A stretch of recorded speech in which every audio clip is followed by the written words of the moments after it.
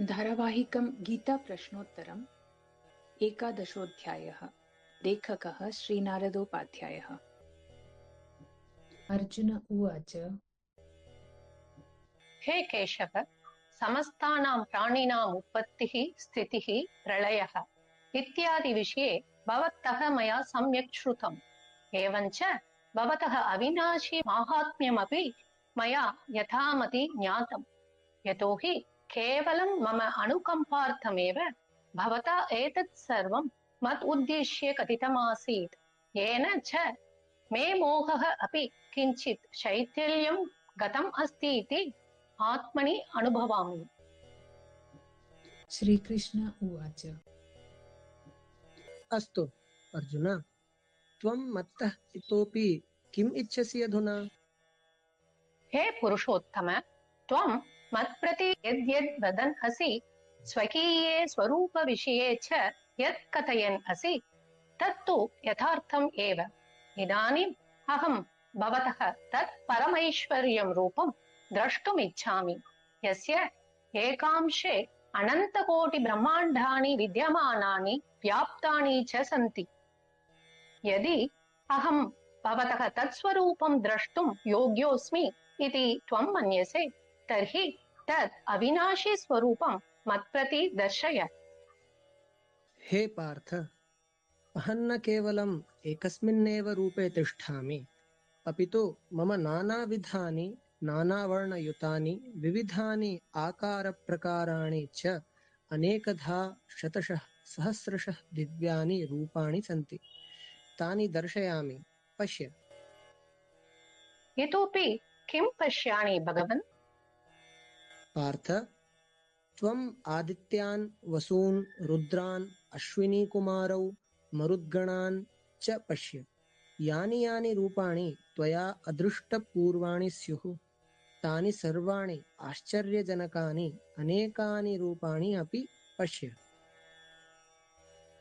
परन्तु भगवन्, त्वं केवलं पश्य पश्य इति वदन्नसि, किन्तु कुत्र पश्यामि वा अहम्? हे गुडाकेश, मम अस्मिन् शरीरे कस्मिंश्चिद् एकांशे चराचरसहितं सम्पूर्णं जगद् इदानीं पश्य। अन्यदपि त्वं यद् द्रष्टुमिच्छसि तदपि सर्वं पश्य पार्थ। अहो केशव, त्वं माम् उद्दिश्य केवलं पश्य पश्य इत्येव असकृत् वदन्नसि, परन्तु तद् रूपं तु पश्यता अपि मया इतोपि न दृष्टम्। कुत्र पश्यामि, कथं च तद् दृश्यते? भ्रातः, त्वम् अनेन एव चर्मचक्षुषा तद्दिव्यरूपं द्रष्टुं नार्हसि। अतः तुभ्यमहम् इदानीं दिव्यचक्षुः ददामि, येन त्वं मम ऐश्वर्यरूपं सामर्थ्यं च द्रष्टुं शक्नोषि। एतद् गृहाण, तत् पश्य च अर्जुन। धृतराष्ट्र उवाच। सञ्जय, भगवता अर्जुनाय दिव्यचक्षुः दत्तं, मत्स्वरूपं च पश्य इत्यपि उक्तम्। ततः पुनः भगवता किं कृतं तत्सर्वं विस्तरेण वद। सञ्जय उवाच।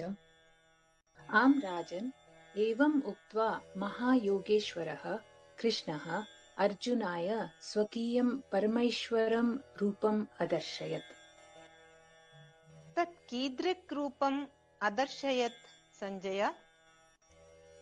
हे राजन्, भगवता अर्जुनम् उद्दिश्य येषाम् अनेकमुखनेत्राणि अनेकाद्भूतानि स्वरूपाणि नानाविधानि दिव्यभूषणानि हस्तेषु अनेकदिव्यास्त्रशस्त्राणि यैः च अनेकदिव्यानि माल्यवस्त्राणि धृतानि स्युः, तादृशानि नानाविधानि स्वरूपाणि दर्शितानि। एवमेव यैः शरीरे दिव्यचन्दनानि परिधृतानि पूर्णतः आश्चर्यजनकानि सर्वतोमुखानि इत्थं भूतानि स्वकीयानि अनन्तरूपाणि च दर्शितानि भगवता अर्जुनाय। तद्रूपं कथं वा आश्चर्यजनकम् आसीत् सञ्जय? राजन्, यदि आकाशे सहस्रशः सूर्याः युगपत् उदिताः भवेयुः तर्हि ततः यः प्रचण्डप्रकाशः सम्भवेत् ततोऽपि अधिकतरं प्रकाशं तस्मिन् दिव्यपुरुषे अर्जुनः दृष्टवान्। सञ्जय, तद्रूपम् अर्जुनः कुत्र दृष्टवान्? राजन्, भगवतः शरीरस्य एकांशे अनेकविभागयुक्तं समस्तसंसारम् अर्जुनः प्रत्यक्षं दृष्टवान्। हे सञ्जय, तद् आश्चर्यजनकं रूपम् अवलोक्य ततः अर्जुनः किं कृतवान्? राजन्, भगवतः तद् आश्चर्यजनकं भयावहं च रूपं दृष्ट्वा अर्जुनः सहसा रोमाञ्चितः जातः। ततः कृताञ्जलिः सन् कम्पमानः सः विनम्रतापूर्वकं शिरसा प्रणमन् च तं विश्वरूपं भगवन्तं स्तुतवान्। तस्यां स्तुतौ अर्जुनः किम् अकथयत् सञ्जय? अर्जुनः स्तुतिद्वारा एवम् अकथयत्, हे परमदेव, अहं भवतः अस्मिन् अत्यन्तं विशाले शरीरे सम्पूर्णदेवान् प्राणिनाम् अनेकसमूहान्, कमलासने स्थितं ब्रह्माणं, कैलाशे स्थितं शङ्करं, सम्पूर्णान् ऋषीन्, दिव्यान् सर्पान् च पश्यामि। हे सञ्जय, ततः परम् अर्जुनः श्रीकृष्णस्य तस्मिन् दिव्यस्वरूपे अन्यत् किं किं दृष्टवान्? विस्तरेण वद। आम् राजन्, अर्जुनः आश्चर्यचकितः सन् एवं कथयन् अस्ति, तत् श्रूयताम्। हे विश्वरूप, विश्वस्य परमेश, अहं त्वाम् अनेकबाहूदरमुखनेत्रस्वरूपं तथैव सर्वतः अनन्तस्वरूपयुक्तं पश्यामि। भवतः अस्य महतः स्वरूपस्य आदिं मध्यम् अन्तं च न किमपि पश्यामि। तव शिरसि मुकुटं राजते, हस्तेषु गदां चक्रं शङ्खं पद्मं च धारयन्तं त्वाम् अवलोकयामि। अहो, सर्वतः प्रकाशमानः तेजसमूहः दृश्यते। त्वाम् अग्निसूर्यवत् देदीप्यमानं कान्तिमन्तं नेत्राभ्यां दुर्निरीक्ष्यं सर्वतः अप्रमेयस्वरूपम् अद्भुतं च पश्यामि। हे प्रभो, त्वमेव ज्ञातुं योग्यः परमम् अक्षरं ब्रह्म, विश्वस्य परमाधारः, सनातनधर्मस्य संरक्षकः, सनातनः पुरुषः चासि इत्यहं मन्ये। हे अर्जुन, त्वं मत्स्वरूपं सम्यक् पश्यन् असि उत केवलं मन्यमानः एव? भगवन्, अहं तु आदिमध्यान्तरहितम् अनन्तप्रभावशालिनम् अनन्तबाहुं शशिसूर्यनेत्रं प्रज्वलितम् अग्निसमम् अनेकमुखवन्तं स्वतेजसा समस्तविश्वं तपन्तं च त्वां पश्यन्नस्मि। हे परमप्रभो, हे महात्मन्, स्वर्गपृथिव्योः मध्ये दश दिशः सर्वत्र सर्वप्रकारेण च त्वया एव परिव्याप्तमस्ति। तव इदम् अद्भुतम् उग्रं स्वरूपं च अवलोक्य त्रयः लोकाः व्यतीताः सन्ति। अहो, ते देवसमुदायाः अपि त्वयि एव प्रविष्टाः दृश्यन्ते। तेष्वपि केचन तु भयभीताः सन्तः कृताञ्जलयः ते तव गुणगानं नामकीर्तनं च कुर्वन्तः सन्ति। एवमेव महर्षयः सिद्धसमुदायाः च कल्याणमस्तु मङ्गलमस्तु इत्युक्त्वा अतीव शोभनैः स्तोत्रैः त्वां स्तुतवन्तः सन्ति इति प्रत्यक्षं ते त्वयि दृश्यन्ते। ये रुद्राः, आदित्याः, बसवः, साध्यगणाः, विश्वे देवाः, अश्विनीकुमारौ, मरुद्गणाः, पितरः, गन्धर्वाः, यक्षांसि, असुराः, सिद्धसमुदायाः च सन्ति, ते सर्वेऽपि आश्चर्यान्विताः सन्तः त्वां पश्यन्ति। अहो, एतत् अतीव अद्भुतं स्वरूपं तव भगवन्। हे सञ्जय, अर्जुनः स्तुतिमाध्यमेन विश्वरूपभगवन्तम् उद्दिश्य अन्यत् किं कथयन् अस्ति?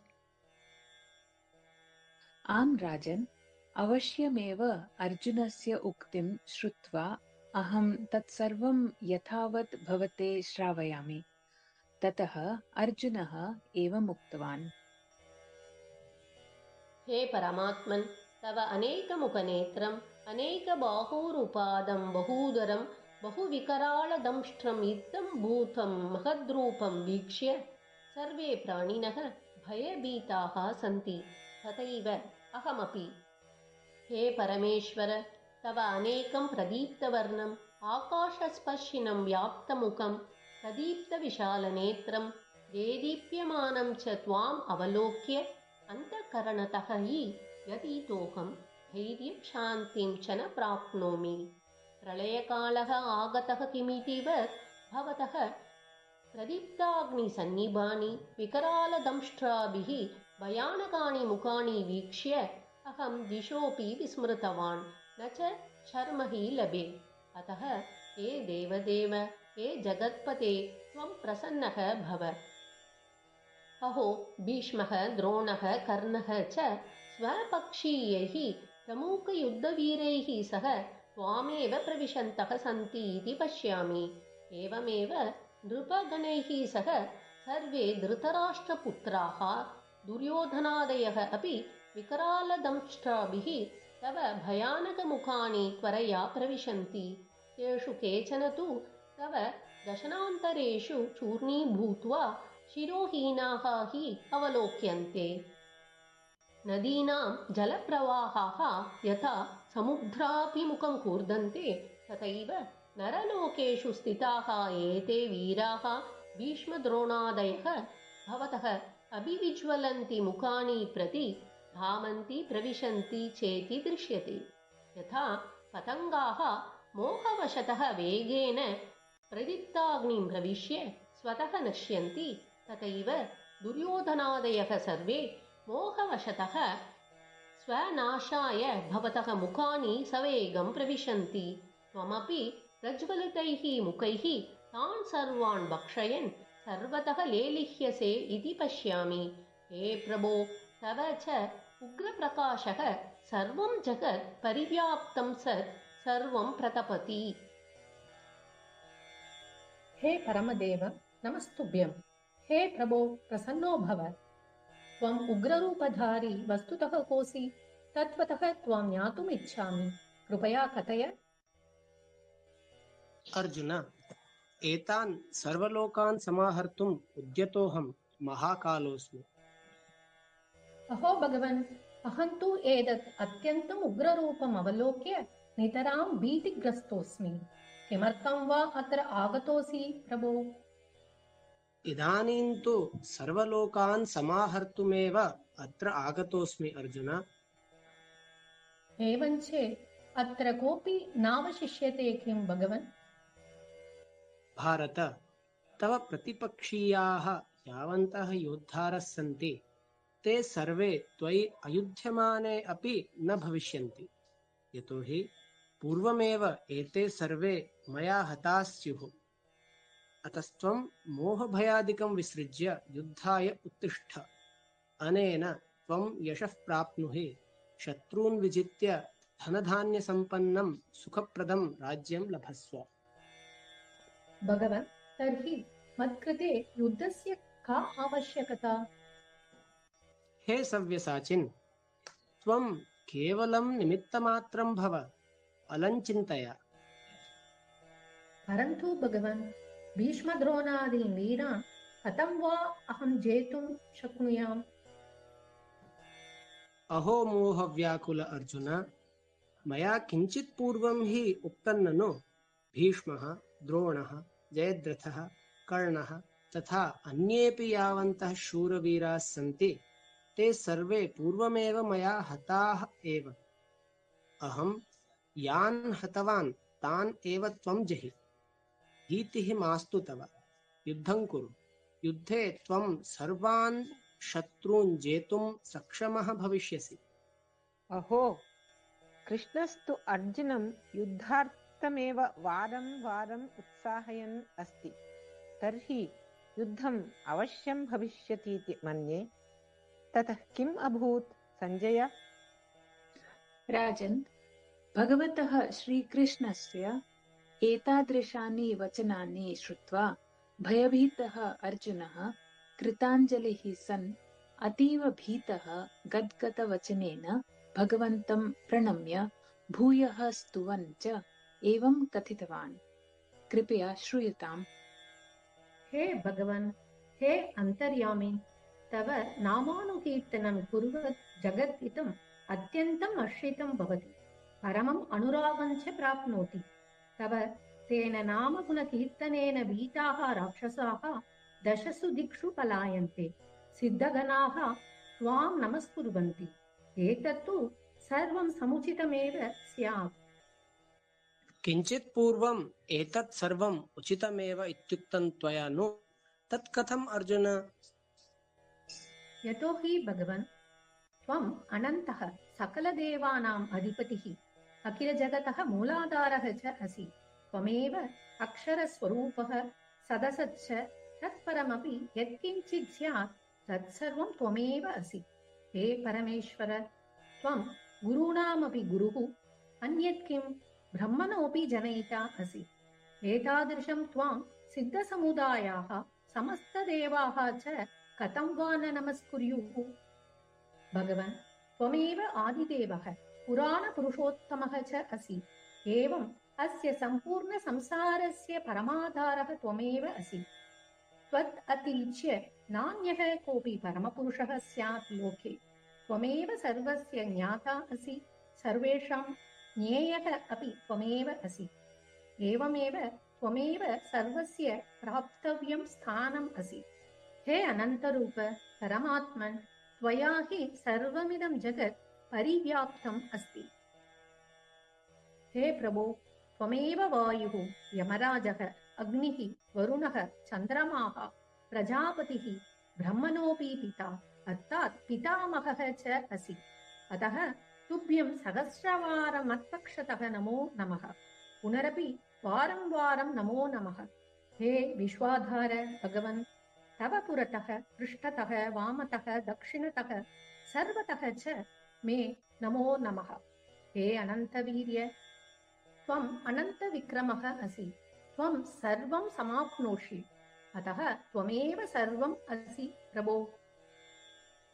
हे करुणानिधान, तव महिमानम् एनम् अजानन् त्वां साधारणसखा इति मत्वा प्रमादात् अथवा प्रणयेन हे कृष्ण, हे यादव, हे सखे इत्येवं विचारं विनैवं वा यत्किञ्चित् उक्तवान् अहं, तथैव चलने, भ्रमणे, शयने, जागरणे, उत्थाने, उपवेशनकाले वा एकाकितया स्थिते निर्जनस्थाने अथवा सखीनां, बन्धुबान्धवानां च सर्वेषां समक्षं परिहासे, जल्पने च त्वं यत् तिरस्कृतोऽसि मया, तदर्थम् अहम् अप्रमेयरूपं त्वां क्षमां याचे। अन्यत् किं मयि पश्यसि अर्जुन? प्रभो, त्वमेव अस्य चराचरस्य परमपिता, सर्वेषां पूजनीयः चासि। गुरुणामपि परमगुरुः त्वमेव असि। हे भगवन्, अस्यां त्रिलोक्यां त्वया सदृशः अथवा समानः न कोऽपि विद्यते। पुनः कुतो वा त्वदपि अधिकः अन्यः कश्चन अत्र भवितुमर्हति। अतः हे परमात्मन्, मच्छरीरं प्रणिधाय मम स्तुत्यं त्वाम् ईश्वरं सादरं प्रणम्य प्रसादयितुम् इच्छामि। लोके दृश्यते यत् पिता पुत्रस्य, सखा सख्युः, पतिः पत्न्याः च यथा तिरस्कारं सहते, तथैव हे परमेश्वर, त्वमपि मद्वारा सङ्घटितान् सर्वानपि अपकारान् कृपया सहेताः। एवं वा? तर्हि भ्रातः, त्वम् इदानीं मत्तः किम् इच्छसि? हे करुणानिधान विश्वरूप प्रभो, तव अभूतपूर्वम् एतद्रूपं दृष्ट्वा यद्यपि अहं प्रसन्नोऽस्मि, तथापि भयकारणतः मे मनः अत्यन्तं व्यथितम् अस्ति। अतः हे देवेश, हे जगत्स्वरूप, त्वं प्रसन्नो भव। तदेव स्वकीयं शान्तं देवरूपम् अर्थात् विष्णुरूपं दर्शय। यच्च शिरसि मुकुटधारी, हस्तेषु शङ्खचक्रगदापद्मधारी च वर्तते। इदानीमहं भवदीयं तदेव रूपं द्रष्टुमिच्छामि। हे सहस्रबाहु, हे विश्वमूर्ते, त्वं तेनैव चतुर्भुजरूपेण कृपया मम समक्षं प्रकटीभव। हे पार्थ, मया अत्यन्तं प्रीत्या प्रसन्नतया च स्वसामर्थ्येन श्रेष्ठं तेजोमयम् आद्यमनन्तञ्चेदं विश्वरूपं त्वदुद्दिश्य प्रदर्शितं, यच्च त्वदतिरिच्य पूर्वन्न केनापि दृष्टम्। परन्तु भगवन्, तव इदं विश्वरूपं कश्चन मनुष्यः केन साधनेन द्रष्टुं शक्नुयात्? न केनापि साधनेन तद्रूपं द्रष्टुं शक्नुयात् कश्चनापि। हे भारत, अस्मिन् मनुष्यलोके कृपापात्रेण त्वया विना अन्यः कश्चिदपि एतादृशं दिव्यरूपं वेदाध्ययनेन, दानेन, उग्रतपसा, महतीभिः विविधक्रियाभिः चापि द्रष्टुन्नार्हति। यद्यपि तपोवेदाध्ययनादिभिः न कैरपि साधनैः भवान् द्रष्टुं शक्यः, तथापि अतीव प्रियताकारणतः भवान् मां प्रति तद्भवतीयं विश्वरूपं प्रदर्शितवान्। ततः नितराम् अनुगृहीतोऽस्मि भगवन्। परन्तु प्रभो, तव इदं घोररूपम् अवलोक्य अहम् इदानीं वृषं बिभेमि। किं कुर्यां भगवन्? तात, मामकीनम् ईदृशं घोररूपं दृष्ट्वा त्वं भयं मा कुरु, विमूढतामपि मा गच्छ। इदानीं त्वं भयरहितः भव, प्रसन्नमनाः च भव। मम तदेव सौम्यरूपं सहर्षं पुनः पश्य। सञ्जय, एतदुक्त्वा भगवान् अर्जुनाय कीदृशं रूपम् अदर्शयत्? एवमुक्त्वा भगवान् वासुदेवः अर्जुनाय स्वकीयं चतुर्भुजरूपम् अदर्शयत्। ततः पुनः सौम्यः मानुषरूपः भूत्वा भयेन व्याकुलम् अर्जुनम् आश्वासितवान्। अर्जुन, त्वम् इदानीं भयमुक्तः सञ्जातः किम्? आम् भगवन्, त्वदीयम् इदं सौम्यं मानुषरूपं वीक्ष्य इदानीमहं स्थिरचित्तः सञ्जातोऽस्मि। स्वकीयां प्राक्तनीं मनस्थितिं च लब्धवान् अस्मि। अर्जुन, त्वया मदीयं यत् रूपम् इतः पूर्वं सहजतया दृष्टं तत् अत्यन्तं दुर्लभमस्ति। इन्द्रादिदेवाः अपि एतत् रूपं द्रष्टुं सदैव कामयन्ते। यथा अहं त्वया दृष्टः तथा वेदैः, तपोभिः, दानैः, यज्ञैः च न कदापि द्रष्टुं शक्यः। तर्हि भगवन्, केन उपायेन त्वं दृश्यसे? हे धनञ्जय अर्जुन, एवंविधः चतुर्भुजरूपः अहम् अनन्यभक्त्या एव द्रष्टुं शक्यः। न केवलं दर्शनमात्रम्, अपि तु तत्त्वेन ज्ञातुं प्राप्तुं चापि शक्ये अहम् अनन्यभक्तैः। सा अनन्या भक्तिः कीदृशी वर्तते? कथं चेयं प्राप्यते भगवन्? हे पार्थ, यः मत्प्रसादार्थं कर्माणि आचरति, मत्परायणः भवति, मद्भक्तः भवति, विषयासक्तिरहितः भवति, सर्वभूतेषु निर्वैरः च भवति, तस्य एतादृशी भक्तिः अनन्यभक्तिः आख्यायते। एतादृशः भक्तः परिणामे मामेव प्राप्नोति। इति श्रीमद्भगवद्गीता मूलग्रन्थम् आधारीकृत्य सज्जीकृते गीताप्रश्नोत्तरेऽस्मिन् विश्वरूपदर्शनयोगः नाम 11 सम्पूर्णः। श्रीकृष्णार्पणमस्तु।